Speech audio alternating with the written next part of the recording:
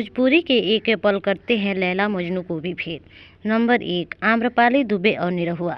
आम्रपाली दुबे और निरहुआ सालों से करते हैं प्यार, बिना किसी मनमुटाव के एक दूसरे के साथ रह रहे हैं और समय पड़ने पर टोलर से बचते रहते हैं।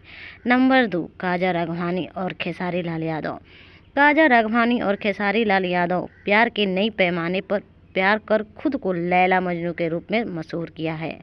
नंबर 3, यामिनी सिंह और अरविंद अकेला कल्लू। यामिनी सिंह और अरविंद अकेला कल्लू में वाकई खूब मोहब्बत है, कितनी भी परेशानी हो लेकिन एक दूसरे का साथ नहीं छोड़ा। नंबर 4, रानी चटर्जी और चिंटू पांडे।